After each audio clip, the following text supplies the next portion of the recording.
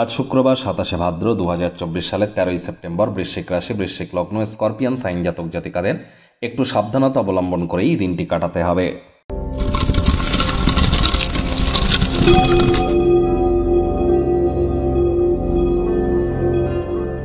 ভিডিওটির শুরুতেই আপনারা স্ক্রিনে দেখতে পাচ্ছেন দেবী মহালক্ষ্মীর গায়ত্রী মন্ত্র।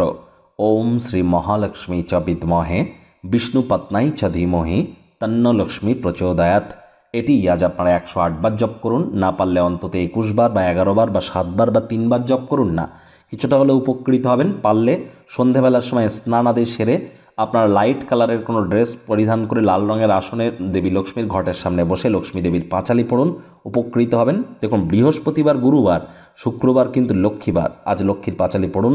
নাম, যশ, খ্যাতি, ঐশ্বর্য প্রভাব প্রতিপত্তিতে আপনারা নিজেদেরকে সমৃদ্ধশালী অনুভব করবেন, এ বিষয়ে কোনো সন্দেহের অবকাশই কিন্তু নেই। ভাগ্য মিটার আজ আপনাদের বলছে 3.5 আউট অফ 10। ভাগ্য আপনাদের অনুকূলেই থাকবে। শুভ সংখ্যা থাকছে 4, শুভ রং থাকবে ব্রাউন অ্যান্ড গ্রে। আজ আপনার আচার ব্যবহারের মনোমুগ্ধকারী আচার ব্যবহার আপনাদেরকে আকর্ষিত করবে। কায়িক পরিশ্রম হলেও শরীর মনে সতেজতা এবং তরতাজাই আপনারা অনুভব করবেন। দীর্ঘদিনের পুরনো রোগশোক থেকেও মুক্তি পেতে পারেন। অর্থগত ব্যাপারে ব্যয়বহুল একটি দিন, খরচ বাড়বে। নতুন উদ্যোগ পরিকল্পনার পাশাপাশি নতুন নির্মাণ কার্যকে আজ পিছিয়ে দিন। কারোর ক্ষেত্রে ভ্রমণ কিন্তু ক্লান্তিকর প্রমাণিত হলেও আর্থিকভাবে ফলপ্রসূ হতে পারে। কারোর ক্ষেত্রে, প্রত্যেকের জন্যই কিন্তু নয়। আজ কাজের জায়গায় কম কথা বলে কাজ বেশি করুন। কাজের জায়গাটি কিন্তু কোনো প্রেম, বন্ধুত্ব, শত্রুতা বা কোনো সম্পর্ক করবার জায়গা নয়। করার ইচ্ছা হলে অফিসের বাইরে গিয়ে করুন, কাজের জায়গার বাইরে গিয়ে করুন, তা না হলে বসের নজরে পড়তে পারেন এবং ভাগ্যদেবীর হাতে কিন্তু চরমভাবে আঘাতপ্রাপ্ত হতে পারেন। আজ যারা রাজনীতিবিদ আছেন, জনসংযোগ বৃদ্ধি করুন। কঠোর কায়িক পরিশ্রমের কোনো বিকল্পই কিন্তু নেই। শিক্ষার্থী বিদ্যার্থীদের পড়াশোনায় মনোযোগ আরও বৃদ্ধি করতে হবে উচ্চশিক্ষার জন্য। যারা বিদেশ যাত্রার কথা ভাবছিলেন, ভাগ্যদেবীও আজ আপনাদের পক্ষে নেই। আজ আপনাদের সন্তান সন্ততি থেকে থাকলে তাদের এদিকে কঠোর সজাগ দৃষ্টি বজায় রাখতে হবে।